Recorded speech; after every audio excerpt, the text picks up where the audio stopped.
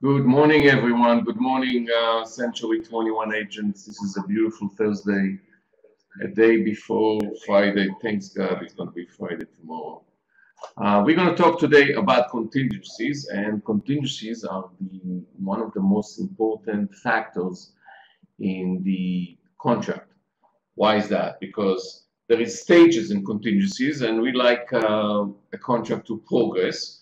So the way we see the contract progress is by the way we see the contingencies fulfilled and completed, and everybody moves along. It's also the psychological effect of the contingencies to show us that we're moving forward. So let's talk about contingencies. There are everybody familiar about buyer's contingencies, but surprisingly enough, there's also some seller's contingencies. So let's talk about it today. I'll try to finish everything within half an hour. If not, we can always continue.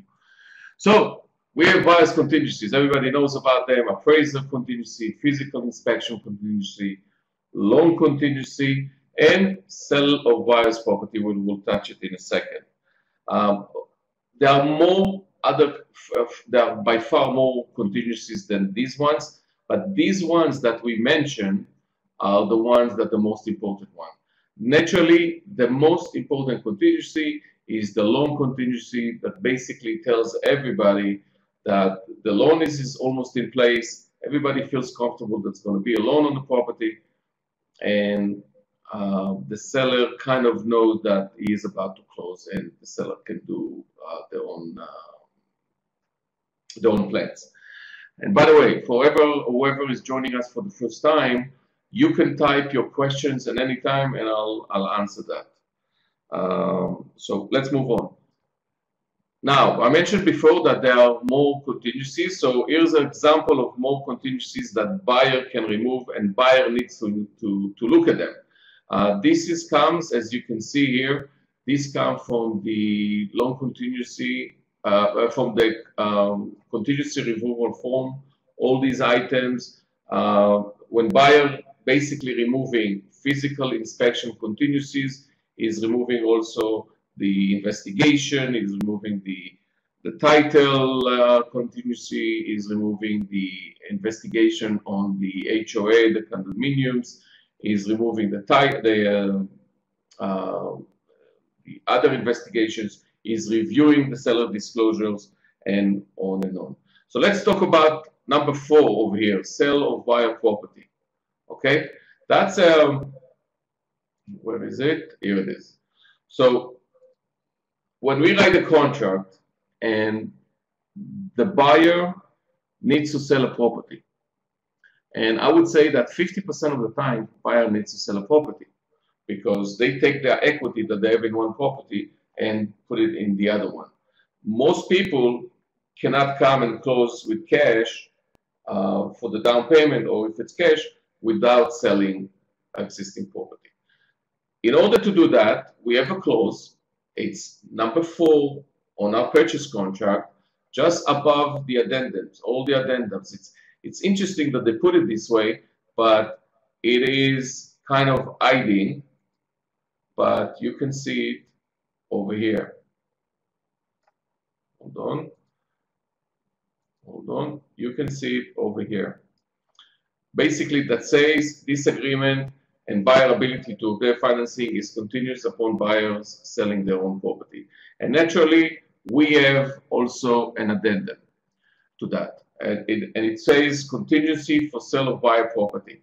And it's an old form, very, very tricky form, guys. If you're not coherent 100% to complete this form, please come to us, come to any of the managers, come to me, and get assistance to complete this form. It's very, very important because this form will shape the way the contract will look later on in the future. Because it's kind of changing the way everything is doing. Some of the writing, the way you write it is that all the timeline starts when you remove this contingency, some of them that you can do at the same time. So it's very important that you 100% know how to complete this. Now, the same apply. Remember, we agents, sometimes we selling agents, sometimes we listing agents. The same applies when you're the listing agent and you get this addendum, you have this contingency. You have to understand what you read. You have to understand what exactly the agent meant. Now, it could be that the agent meant something else and he wrote something else. We never know. However, you need to understand, and the same apply if you don't really understand what's written there. Go back, go to the management and ask them questions. And there's nothing wrong about that.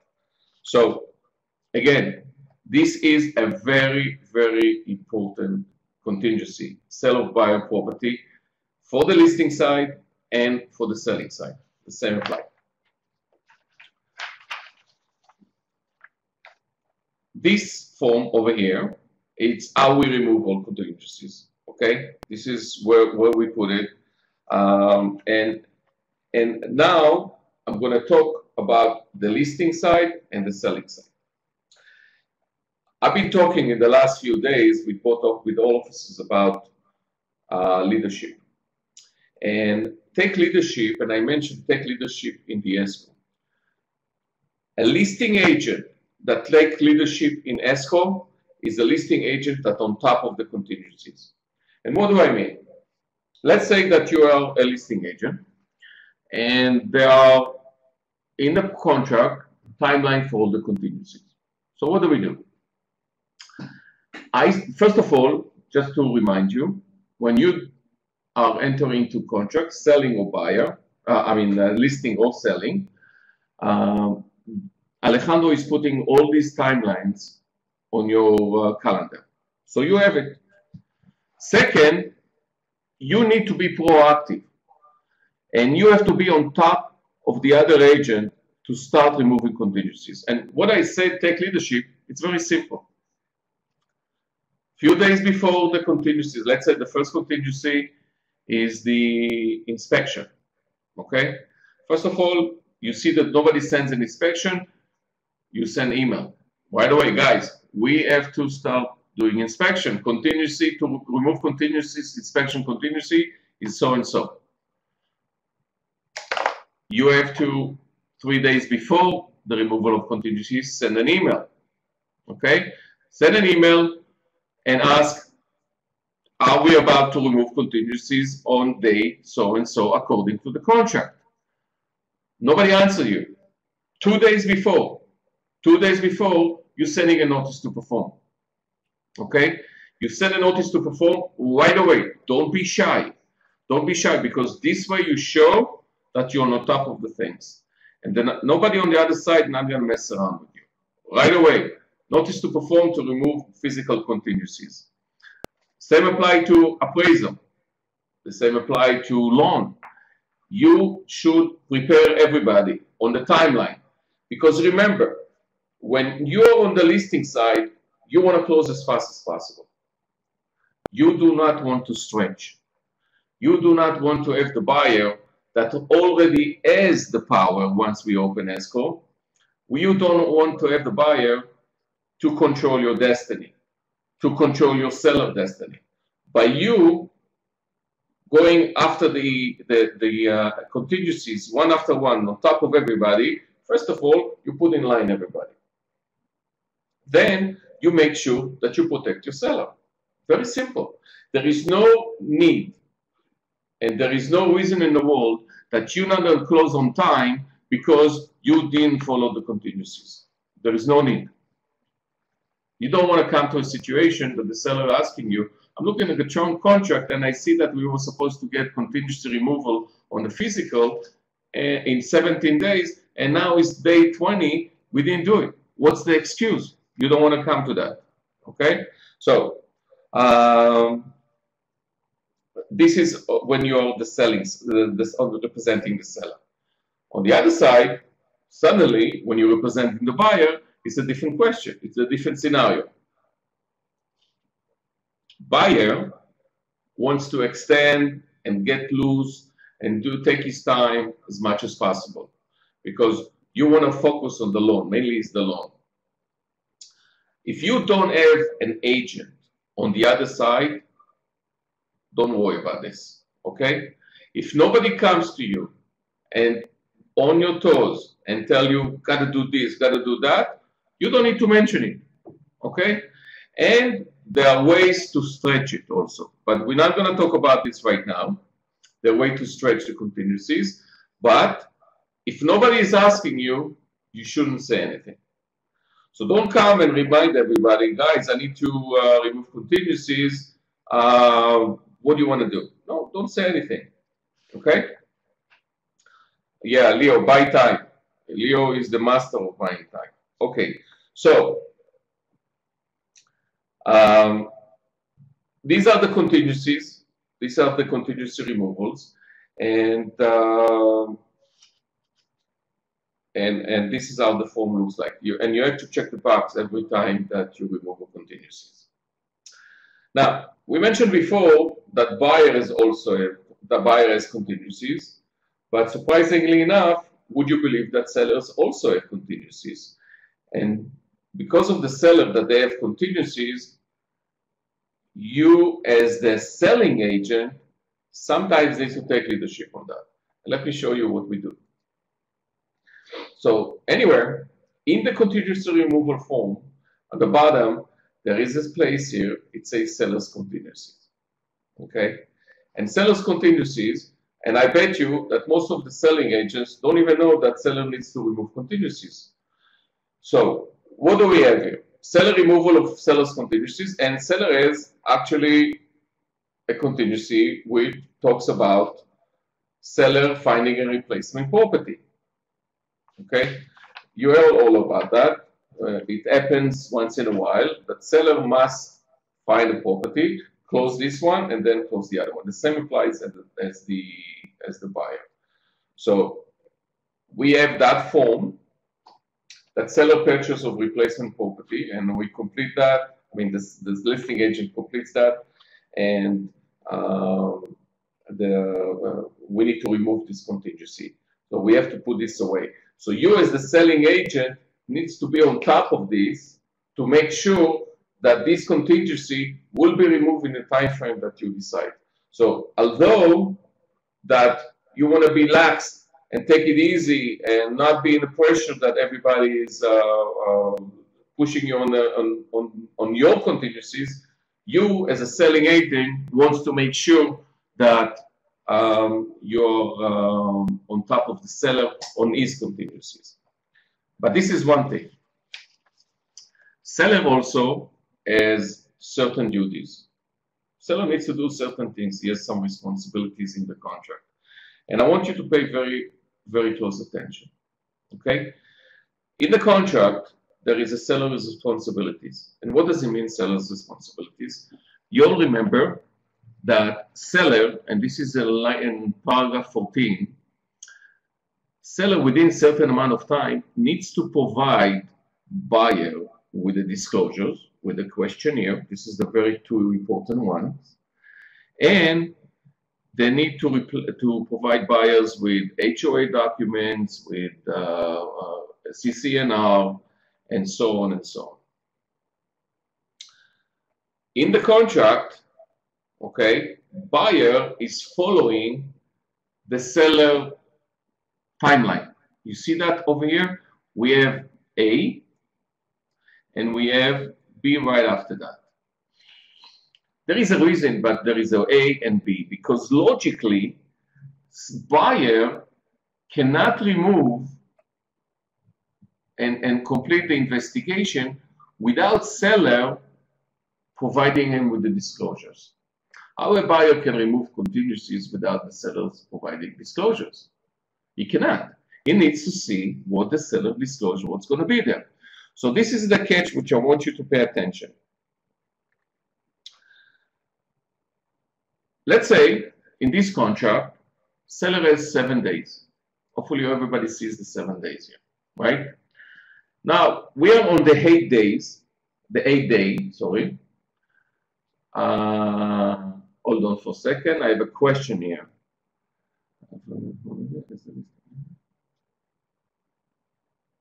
Yes, Yadira is asking, you can see that? Yeah, everybody can see that. So I'll read it. Yadira basically is asking, and it's a very good question, Yadira, do we, as a listing agent, okay to submit notice to perform before 2 days before the contingency removal is due? Yes. And as I mentioned before, 3 days, 4 days before, you're reminding everybody.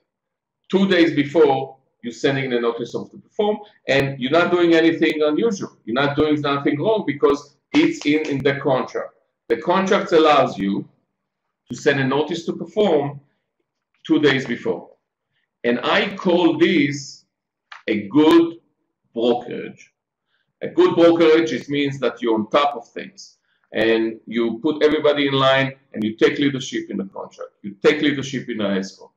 And this is good brokerage for me. And you're doing nothing wrong. You will be surprised. You send this notice to perform 2 days before, everybody will jump. Why are you sending that? Why everybody? And your answer is, why do you look at the contract and see that it is allowed? So let's go back to seller's responsibility. Okay, so buyer needs to, within 17 days, fulfill his investigation. Seller, however, within 7 days, as in this contract, needs to send the disclosures and deliver them and so on and so on. And this is, I want you to pay attention. Pay attention very good. So let's say the seller takes his sweet time, and I'm sure that most of you encounter a situation like that, and seller doesn't send his disclosures within 7 days.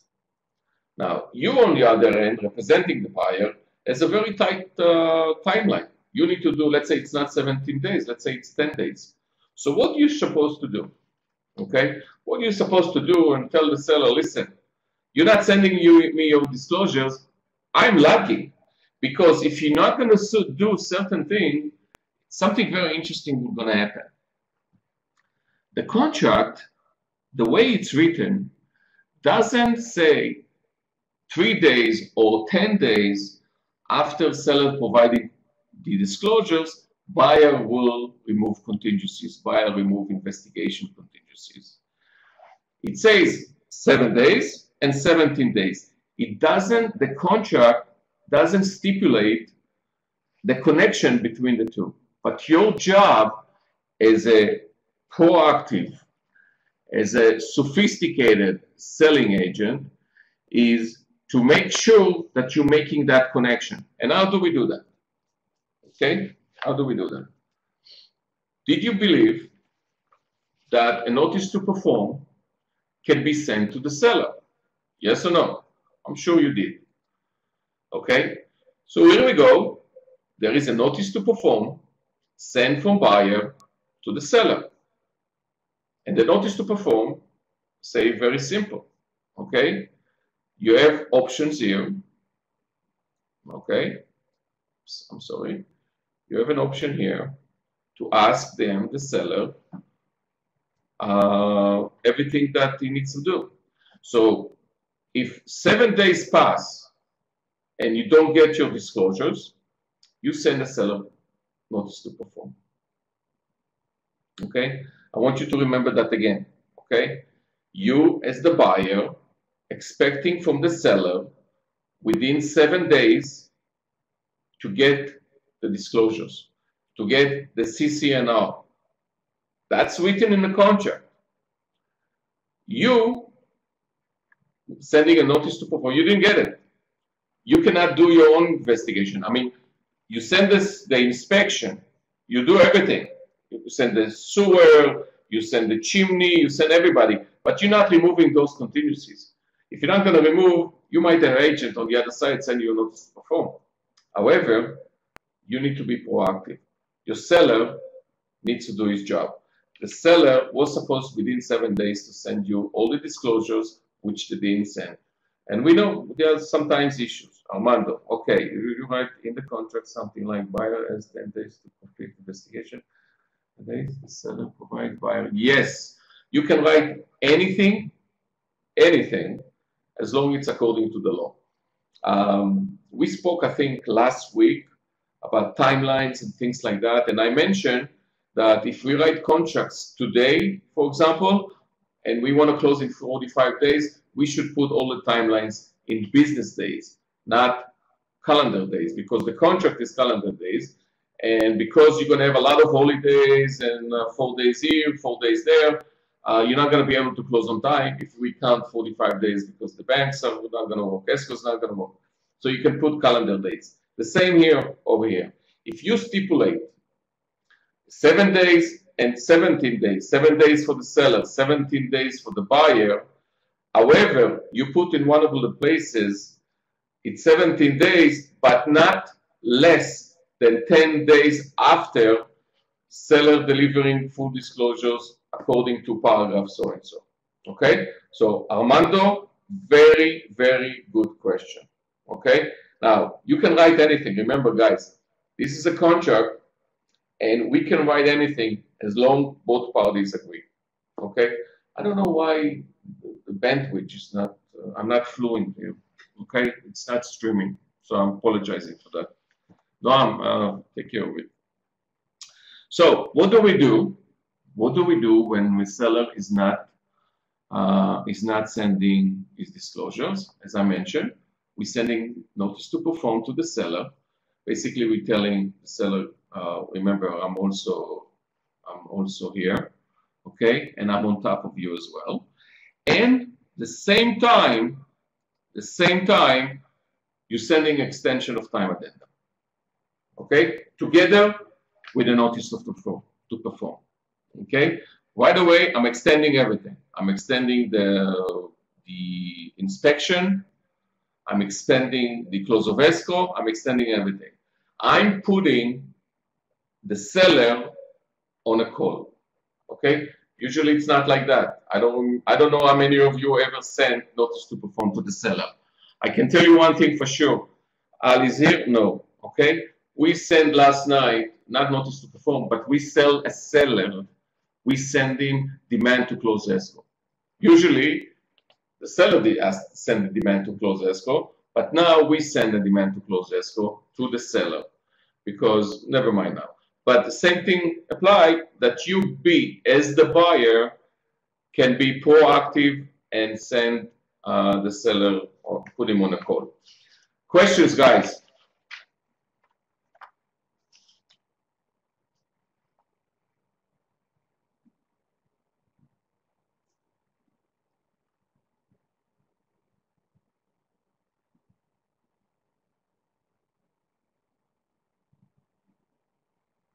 No questions? Okay. Oh, Vasilia, something is writing. Okay. We have, okay.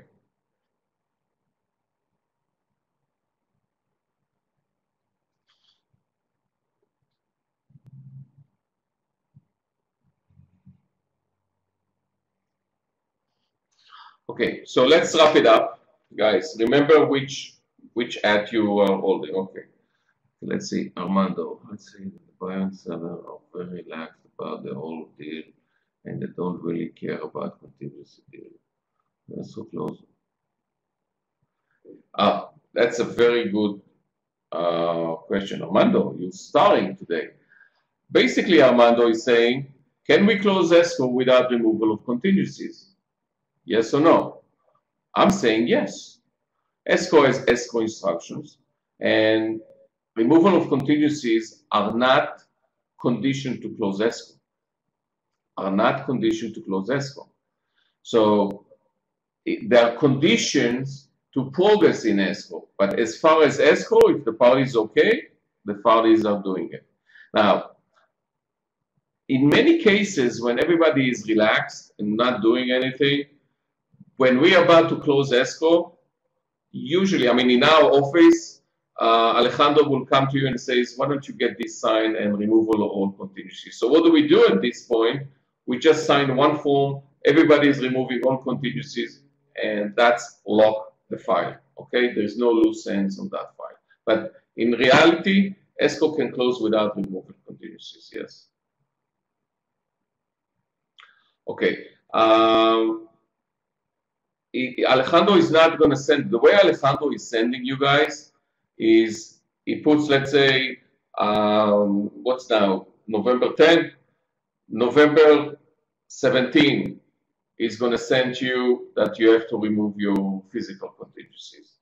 In November 25th, is going to tell you that you have to remove appraisal contingencies, and so on and so on. And it's on our calendar. And it cannot be, I mean, I don't think it should be in one shot, because you open your calendar every week and you see your tasks, and that's what you need to do. And you see, oh, today is Monday, on Wednesday, I have a removal of contingencies. So I'm being proactive. I take that into consideration. So I think it's the right way, Leo. I think it's better than doing it in one hole. But I see agents that don't do anything. It's on their calendar, but they don't do anything. Alejandro cannot do this for you guys. You have to be proactive, okay? The same thing when you're representing the buyer. I don't ask you to be proactive, because if this listing agent is not doing anything, you keep it. However, you need to be aware of it. You need to be aware of it because it's in the contract, okay? What happens if the other party is not cooperating? Leo, are you representing the buyer or the seller?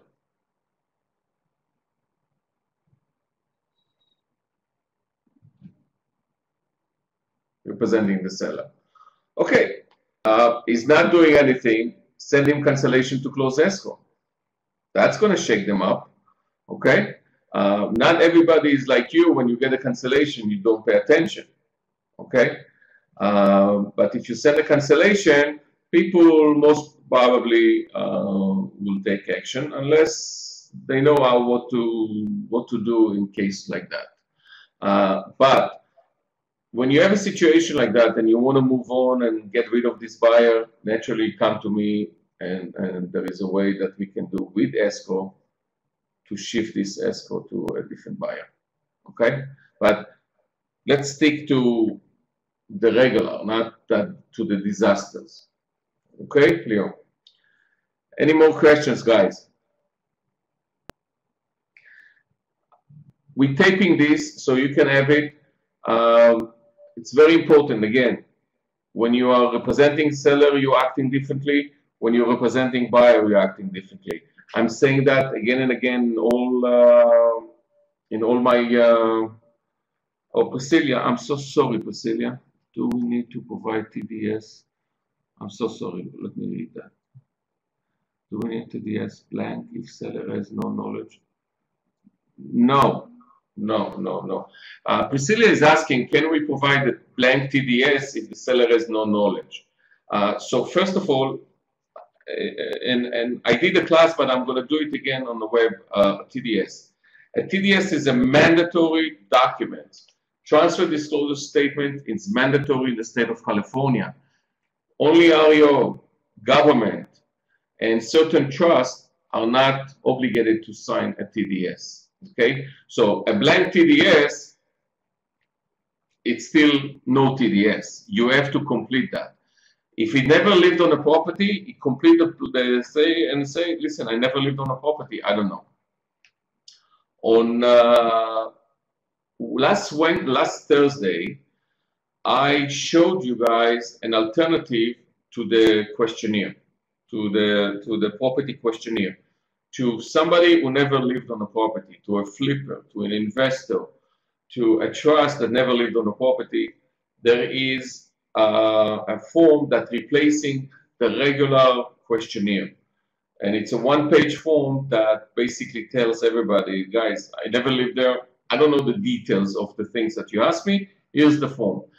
But the buyer and seller needs to agree in the contract that they are replacing this form, the regular form, with the other one. Okay. Okay. Adira, go knock them dead. Okay. What form? Leobato, I was talking about the exclusion from questionnaire. I don't know who attended that. Let's see. I'll try to see if I have it here. Hold on.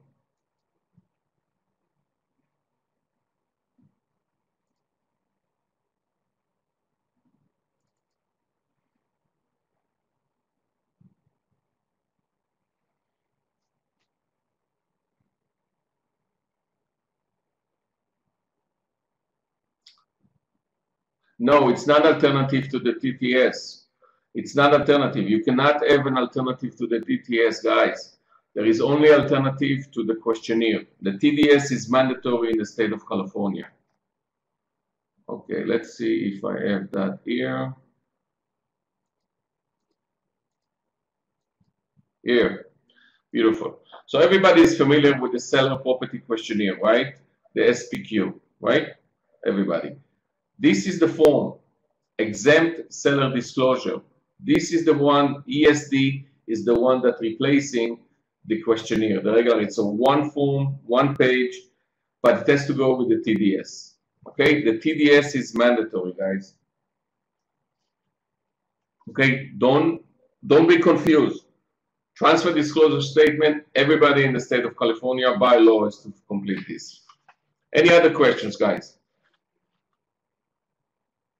Okay, wonderful. Cecilia, you got your answer?